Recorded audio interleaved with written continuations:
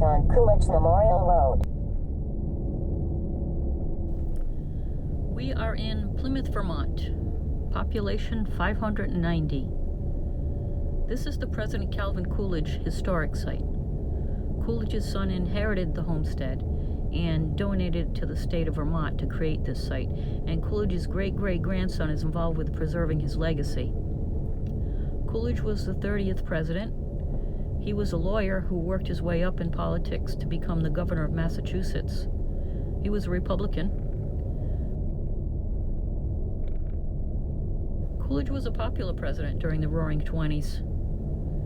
This is his birthplace and childhood home. Coolidge is also buried here.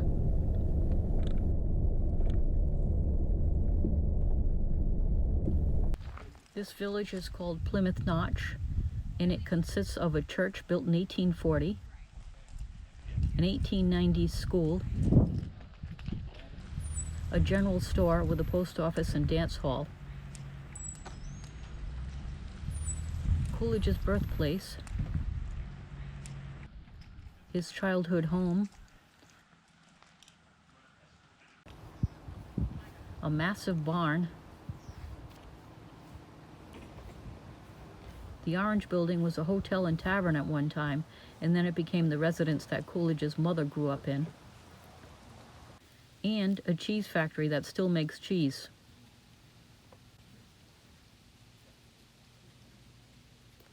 Coolidge was actually sworn in as president here. He was vice president visiting family when President Warren G. Harding died suddenly of a heart attack. You just simply bring the prisoner here, handcuff him to the bed till the next day. Welcome to the Coolidge Homestead. Calvin lived here from age 4 to age 12. The house has been maintained to the late 19th and early 20th century.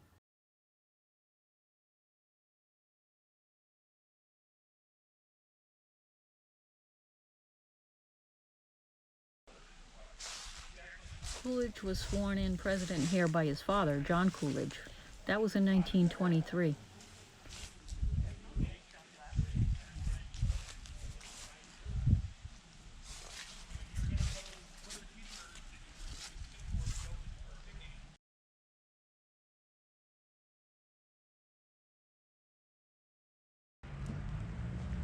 This is the general store that Coolidge's father ran. Upstairs was the community dance hall.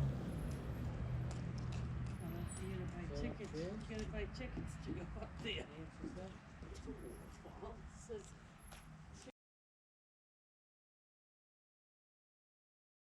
This was also called Coolidge's summer White House because it was one of the places he would escape to get away from the humidity of Washington, D.C. in the summertime.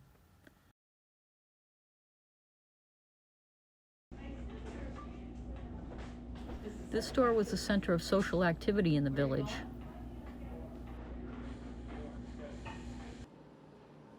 So this is a combination museum and gift shop right now.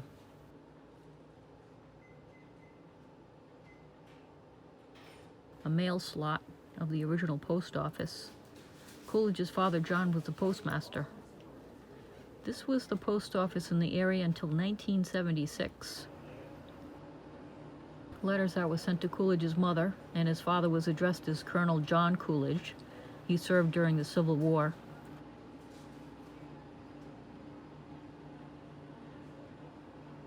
The Coolidges were gifted a raccoon that was meant to be included in their Thanksgiving dinner.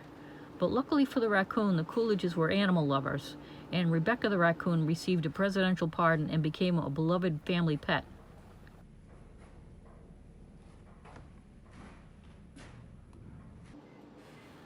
Old-timey payphone. There are slots to insert your nickels, dimes, and quarters.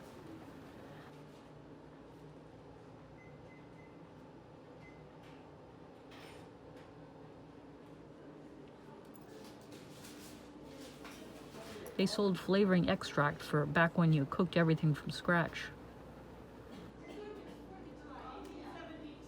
This is a hurdy-gurdy music box. Portable music. So it's the first iPod. She's dressed the part.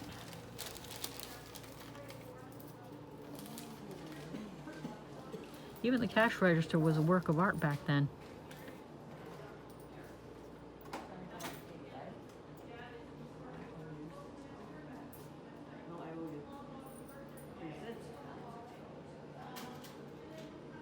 A scale to buy your candy by the pound.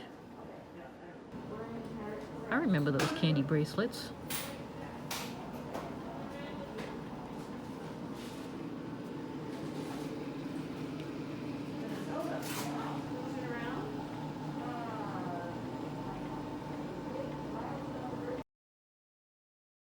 Let's see what this is.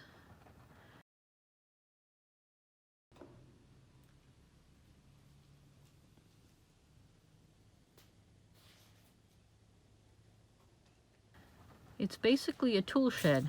You had to do your own woodworking and carpentry, repair farming equipment, do your own blacksmithing. Everyone had to be a Renaissance man back then. The Union Christian Church that was attended by the Coolidges.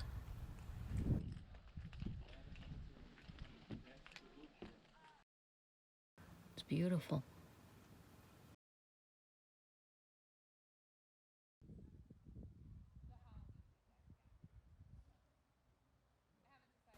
Let's check out that big barn. They delivered the mail in that beautiful carriage. It was called the Flying Eagle, and it had a superior suspension system that could handle rough rural roads. There was a summer hearse and a winter hearse, because the winter hearse would have to get through the snow, so it was actually a sleigh. There was also a sleigh to deliver the mail.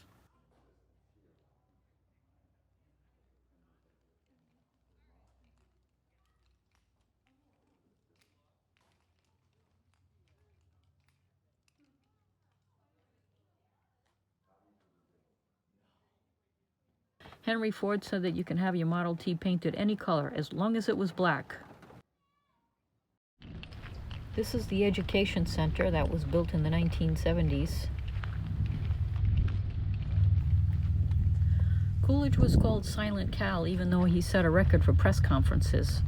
But according to anyone that attended a social gathering with him, he was more of a listener. And the Coolidges were New England Puritans, and they tended to be reserved and stoic. And there may have been some sadness to his demeanor from when the younger of his two sons passed away during his term as president. Coolidge's father was a dairy farmer. On top of being postmaster and shopkeeper, John Coolidge was also a deputy sheriff, banker, insurance broker, state senator, representative, a blacksmith. The list goes on and on. I mean, how could his son not end up being president? Oh, and John Coolidge was also a cheesemaker.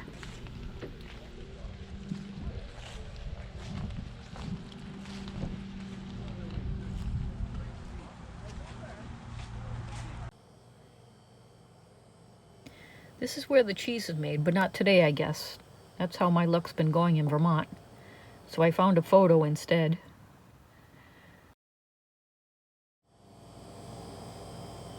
This is the second oldest cheesemaker in the country. And it's now run by a young husband and wife team. They still use the same cheese recipe that was developed by John Coolidge. John Coolidge decided to make cheese because he had an excess of milk and nowhere to store it. No refrigerators then. So he used a traditional European recipe to turn the milk into cheese. But during the Great Depression, there was a dairy shortage and they couldn't make any cheese. Cheese production predates recorded history, but they think it started around 8000 BC.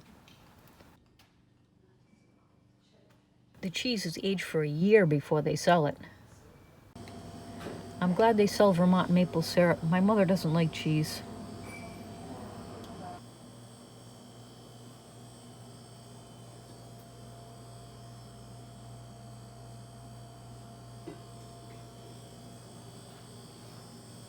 Decisions. They've got original cheese, sage and herbs, hot pepper, black truffle. I think I'll go with the garlic peppercorn. Shrimpy and I will be having cheese for lunch, and we'll be having it right now. They dip the cheese in wax, and that's the packaging. The flavor is subtle, and the texture is soft and creamy like butter. Not like when you buy a block of Cabot cheese in the grocery store, and it's rubbery and crumbly. This is very nice. Like it? Huh?